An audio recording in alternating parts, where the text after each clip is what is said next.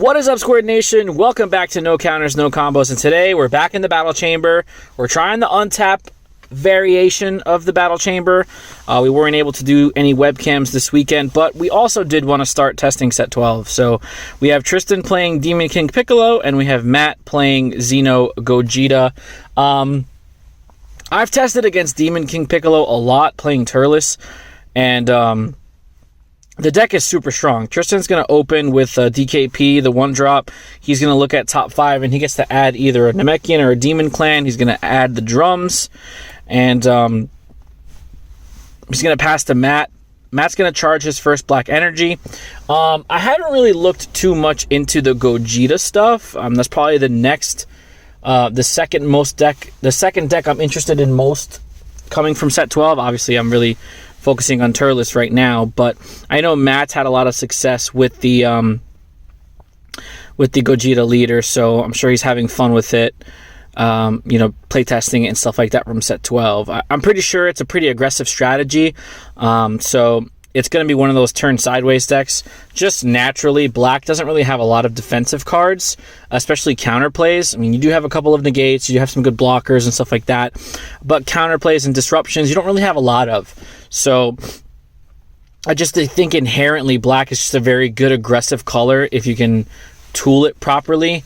There's another black deck coming out in set 12, which is the Shroom and Salsa. I don't really see that as being, like traditional aggro, like what we're used to. I see it being of a more like mid-range aggro, if that makes sense, because it has a specific chain to go up with the skilllesses and the demonic, whatever the archetype is, the demonic wizards or whatnot. So it's going to be interesting to see how everything just kind of lays out as we get closer and closer to the release of the set. But talking about King Piccolo, what I find interesting is you start with 6 life, not 8, but you can very easily just put more life into your life total just by activating autos and activate battles and stuff like that. The one highlight that I have for this deck that I would say, just experiencing and testing, is the Unison is very, very strong. He has an auto, basically, that when your opponent goes to activate a counter skill, you can choose one of your opponent's battle cards that's 15 or less and KO it, which is huge. It's not a once per turn auto, so anytime you go ahead and activate a counter skill, you have to worry about the Unison, triggering. And then he has a -2 where you could choose one of your battle cards, and then you can KO your opponent's battle cards that are equal to or less than that the selected card's attack. So if your opponent has a whole bunch of 15Ks on the board and you choose one of your 15Ks, you're essentially just going to wipe their board. So it's very interesting. DKP also does have the ability of making their battle cards bigger. So if you get like a tambourine out or anything like that, in combination with the 6-drop, you can make it a 40K and then just wipe their board that way as well. So there's a lot of things that Piccolo does well. He does maintain hand advantage. He does swarm the board to go wide, but he also has really good built-in archetype-specific removal and protection. We already mentioned the board wipe with the Unison, and he has, Drum is a 3-drop 15K barrier blocker that can essentially come out for free. And for the most part, the Demon Clan archetype doesn't have unique except for piano and tambourine. So you'll be able to bring your drums and your cymbals out as much as you possibly can and just swarm the board that way. So that's why I said, going into set 12, I think removal is going to be very, very important. Secret Identity Mass Saiyan comes to mind, and just being able to have that card for spot removal when you need it, to be able to just kind of mitigate that pressure from your opponent's board. So as you can see, it's turn 2, and Tristan's like slowly building up his resources. Matt's going to go ahead and tap 2 for this Pycon Unison. The black Pycon Unison cannot swing with 2 or less markers. So you bring him out for 2, you uptick him, and then he can start swinging and going ahead. What I find interesting about the Xeno Gogeta archetype is the fact that you can Union Fusion from the Warp. Now, I think that's super neat. You don't necessarily have to have your pieces in hand, and because you are playing a lot of Vegeta and Goku targets, you'll be able to kind of facilitate, how consistently you can go into a fusion play. Now, I do think there's going to be a sweet spot with this deck, with a combination of, it's archetype specific stuff as well as Overwhelm, because I think you want to fuel your drop so you can get them in your warp, so you can go ahead and start fusing. The really good thing about black that we got in set 11 is, most of the Overwhelm cards that we got, Man on a Mission, I forget the name of the Vegeta, but the 6-drop Vegeta that he comes in and you could tap 2 black energy to KO one of your opponent's battle cards, ignoring barrier. He also draws you a card. That's really good. And also the Floodgate. We did a tech talk about it here on the channel about a month ago. The 1-drop. It's not a 1-drop, it's a 6-drop, but it comes in for 1, and then your opponent can only attack with 1 battle card on their next turn. I think that card's really, really good, especially, just because black doesn't really have a lot of defensive options, not really many floodgates, little to no counterplays. The jury's still out on Rebellion Hammer, and Silver Bullet is actual garbage. So aside from that, your defensive options are very limited.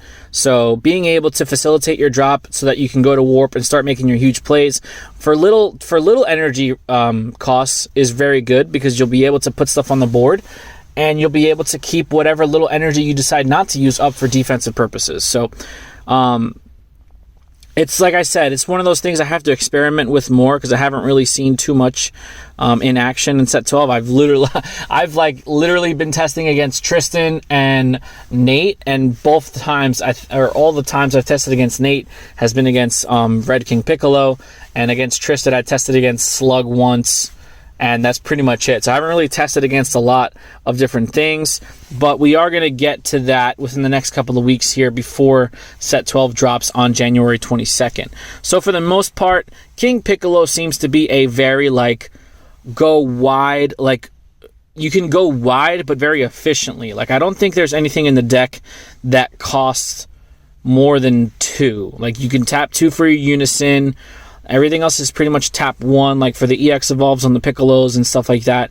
But for the most part, everything kind of comes in for free when you combo it off of life. So if you're looking into an efficient strategy, I can definitely recommend Demon King Piccolo and the Demon Clan archetype. I think that's going to be, pretty efficient.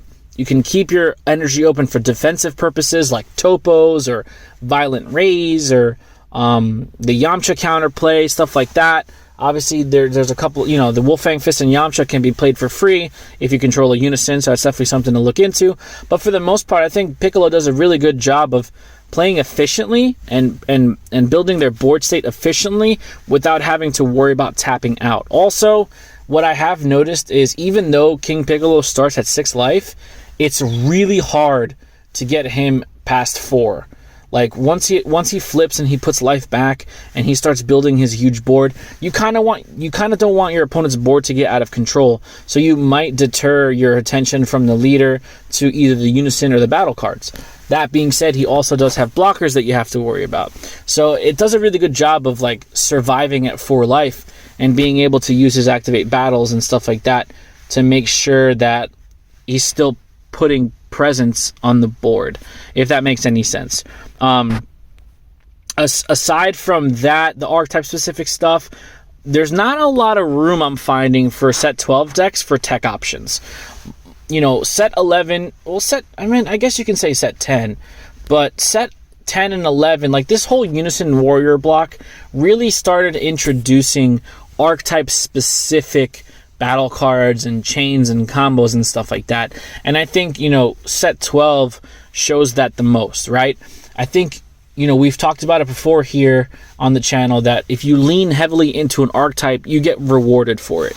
And I think that's going to be, a repeated theme with this block, because I feel like going into set 12, it's going to be more of a chess match between you and your opponent. I definitely feel like it's moving more towards, I don't want to say mid-range, but it's definitely moving away from aggro into more of a turn 4, turn 5 game. 5 might be a little late, but, maybe turn 3, turn 4, whereas, you were getting turn 2, turn 3 kills with Vegex and Reboot Gohan and stuff like that. I still think those decks will be viable, Reboot Gohan, Vegex, Red Broly.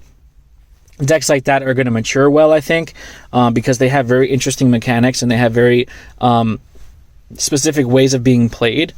But set 12 in a vacuum, I think is leading itself more towards, I'm going to go off turn 3, turn 4. Like Piccolo himself, he can go off turn 3 if he has all his pieces. The Turles deck that I've been testing, you really go off heavy on turn 3 because you can play multiple threats, which is obviously when you're able to do it, it's really fun. Xeno Gogeta is probably the black deck in the set that is really just going to focus on aggression and being able to put out threats for very low costing energy. So if we look at the board state here, for Tristan, he's got 2 drums, he's got his Unison, he's got Piano, and he's got the 1-drop DKP. So the 1-drop DKP, when he comes in, he goes to top 5 to search for a Demon Clan or a Piccolo. We already spoke about that. The Piano is really interesting. I like this card a lot because it helps the deck facilitate draw power. Piano's ability is when you combo with a card that's revealed from your life, you can draw a card. And that's basically what this archetype does. And because the Piccolo has an activate battle, you can do it on both players' turn. You can do it once on yours and once on your opponent's. So Piano's going to really help you facilitate that draw power, which is going to keep you at a very healthy total. Like I said, Piccolo does a lot of things very well, very efficiently. He can control the board, he can swarm, he can go wide, he can disrupt your opponent's board, and he can also maintain hand advantage. Now, as we're seeing here, currently Matt has a larger hand, but he's also got 4 life to Tristan's 4, so they're even on life there. But for the most part, the hand that Matt has accrued has been from taking life, because remember, Piccolo starts at 6 and he's only at 4, so at most he's taken 2 or 3 damage this whole game, and the other supplementation of his card draw is going to be through the Piano. And Tristan also does have the Unison on board, which we already spoke about how important the Unison, I think, is to the archetype. Now, it's very nice seeing SS3 Tag Team Gohan on Matt's board. He's a 15k blocker that's also getting a reprint in set 12. We are getting those box toppers for every single box. I think you got the SS3 Gohan. One of the Bergamos from the draft box is getting reprinted. Then you have your reboot leaders like the Bergamo reboot leader, the World Martial Arts Tournament announcer reboot leader. So there's going to be nice to see how easy it is to get your hands on those cards. Obviously, you're going to want one of each of the leaders, of course, but then you're probably going to want your playsets of your Bergamos and your playsets of your Gohans. So it's very nice seeing that black is getting that treatment, because Gohan has been a more expensive card and a more difficult card to get your hands on because it's from Draft Box 4. So like I said earlier, though, black doesn't really have a lot of defense outside from that. You have your 15k blocker on the board right now, which Matt is playing. They have a phenomenal super combo, but then again, all of the colors have phenomenal super combos in the game right now with the bottom deck draw 2s that we got in set 11. Other than that, you have your power burst, you have your max power Kamehameha, you have your instant transmission 10 times Kamehameha if you want to use it, but you don't really have anything else that's going to disrupt your opponent's board that's a counterplay. So they'll still be able to get ETBs and stuff like that. If it's if it's detrimental to their strategy, they'll still be able to go off with their autos. So it's going to be interesting to see how black gets treated moving into the later sets in the game. So Tristan's currently got 2 drums on board, 15k barrier blocker, which is insane. He's going to super combo out of that attack, draw a card with the Piccolo. Again, barrier blocker, it's a very, age-old tale. Barrier blocker has always been one of those really tough things to get rid of. Even back to the Tournament of Power days when you had your 3-drop Piccolo. If you're playing Universe 7 Frieza, you definitely want to get your 3-drop Piccolo out if you're playing the Mirror, because that was really one of the only things that could stop Victory Strike from coming in. There was not a lot of interaction with Barrier back then, so he was pretty much a mainstay in that deck, and being able to block that Victory Strike was huge. Obviously, as you move forward into later sets, barrier blockers get less and less attention paid to them, but in an archetype like this, where you can just constantly, poop them out onto the board by comboing them from your life, it does make it a very efficient strategy, so you can kind of pick and choose when and when you don't take damage, and you can also have active defense for your Unison. So Tristan's going to go ahead and play the King Piccolo from Draft Box 6 for 1 energy. He's a 20k double striker for 1 energy. I believe he comes in and also pops a card, so I'm pretty sure he's going to get rid of that blocker. But but Matt's going to respond with a power burst regardless. The interesting thing about this King Piccolo is he can come down for 1 energy, but then at the end of the turn, he goes to the warp. So it's going to be very interesting to see what type of strategy that plays in with the Demon Clan archetype, because it's one of their heavier hitters in the deck. You have your other 20k Piccolo, that's an EX Evolve for 1 red, but he doesn't have any double strike. So it's going to be very interesting to see, how often that guy comes into play and sticks, or if he just goes ahead and disappears. So it looks like Tristan's kind of deciding what he wants to do here offensively. He only has 4 life. 2 of them are revealed face up. He still has a couple of swings here. He's got 4 open energy, which is fantastic. So just a couple of decisions, right? The interesting thing also, too, about the Xeno Gogeta archetype is it focuses heavily on the 1-drops, right? So the 1-drops are going to accrue value depending on what happens in the game. So they get buffs from the Unison, they get buffs from certain interactions, and then those buffs last until the end of your opponent's turn. So it's not like a temporary buff to the point where you can use it offensively and then it's going to become vulnerable. Its buff will last until the end of your opponent's turn, so it's something they have to deal with, which I think is really interesting because it leans into that, energy efficiency category that Black has always kind of, had with the overrun mechanic, and obviously with the time agents coming in for free off of Vegex, Black's always kind of been like a very efficient color. So Tristan's swinging with the Unison. He's going to activate the extra card during the battle, activate battle, 1 red. I believe he's allowed to combo with a card from his life with, I forget the name, I think it's like Attack of the Demon Clan, I think is the name of the extra card. And it looks like he's comboing up on this Unison swing with the symbol, going to 20k. And because he comboed from life, the symbol comes into play. I think he also adds a marker to the Unison. I'm not exactly sure how that interaction works. But it's another swing that Piccolo's going to get. So symbol comes in, and symbol comes in, and then you can feed the Unison a card from your drop area, and then you just continue to go from there. So Tristan's set up. I mean, he's got his leader swing. He's got symbol that he can swing with. I mean, I don't know if you want to get greedy and maybe swing with your blockers, but, he's putting Matt in a tough spot. At the same time, though, Matt's 1-drops are getting buffed because of all the skills that are activating on Tristan's side of the board. He's adding cards from his deck that's not from a leader. He's doing, making interactions or making plays that are buffing the 1-drops on Matt's side of the board. So if these guys can survive, they're going to come back and slap really hard next turn. So it's going to be interesting to see how Tristan navigates around that to make sure that he doesn't get himself in a vulnerable position. So Tambourine is about to come into play here, which is also a very interesting card. He's one of the only unique battle cards that Demon King Piccolo has. He's a 15k base, but his auto is once per turn, he can get a 5k boost and restand. So basically he's a 20k dual attacker that can come in for free if he's comboed off of life, which I think is incredibly amazing. Just being able to use your life as a resource, which I think Dragon Ball Super just lends itself very well to that.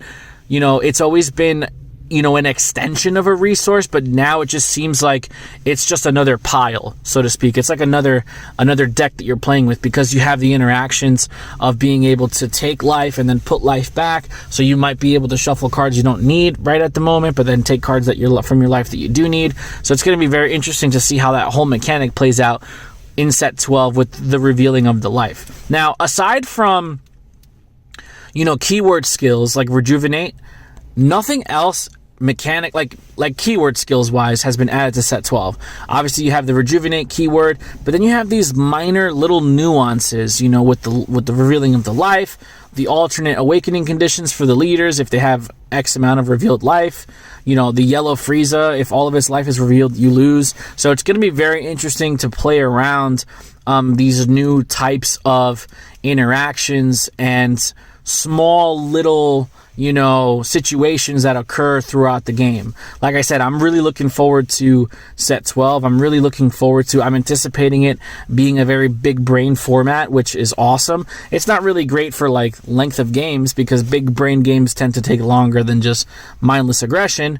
But, you know, with the state of the world the way it's in right now in a global pandemic, we might not be doing any in-person events anytime soon. So if you're just jamming a couple games in with your friends, or if you're lucky enough to still go to a local and stuff like that, I'm pretty sure it's going to be still fun playing the cards in set 12. So right now, Tristan's like set up really, really well here. I don't know if he's gotten his second swing off the tambourine just yet, but he was able to bring in another Piccolo for double strike. Matt's sitting at 3 life. He's got about, let's see, he's got about 7 cards in his hand, and Tristan's got about 9 or 10 cards in his hand. So you can clearly see where Matt had a very large hand earlier in the game. You can see how Piccolo just starts to chip away at all these resources, all these 15k bodies coming at you for pressure.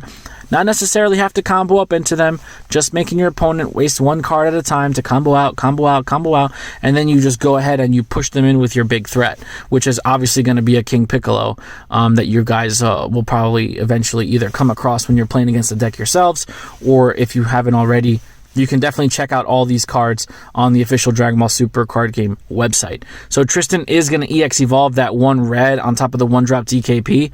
And I believe he comes in and searches for a Piccolo Jr. from your deck, which is awesome because you're able to grab your Unison if you really need to.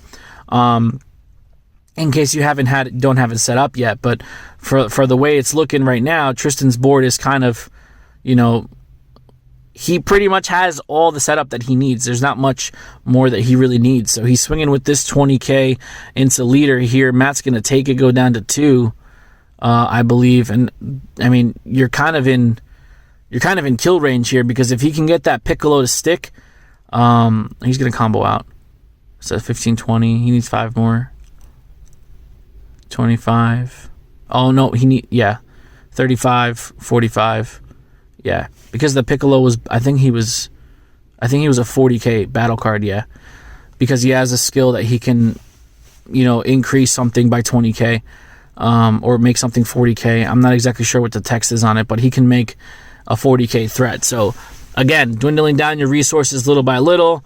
Matt combos out, but he's still at 2 life, and you can see Tristan's hand. He does have the 6-drop Piccolo that's going to swing for double strike and can't be blocked, and he does have an overwhelm play in case that gets stopped. So right now you just chip away. You know, you exhaust your opponent's resources as much as you possibly can. You don't have to combo into any of the swings because, like I said, at worst they're still ditching a card to combo out. So he's going to drop his big 6-drop here that can't be blocked. 25k double strike. Matt's got 2 cards in his hand. You can just kind of see where this is going. So that's exactly what he's going to do. He's going to play his big boy here. Can't be blocked. 25k double strike. Obviously, he met the condition of being able to bring him out for 1 energy. And that's basically it. I mean, that's just what Piccolo is going to do in set 12. He's going to go wide super efficiently. He's going to be able to play his threats with minimal energy investment and just kind of control the board that way. So let me know what you guys think in the comment section down below about the Battle Chamber on Untap. We hope you enjoy the video. Don't forget to like, share, comment, subscribe, and we'll talk to you guys next time. Be there or be squared. We hope you...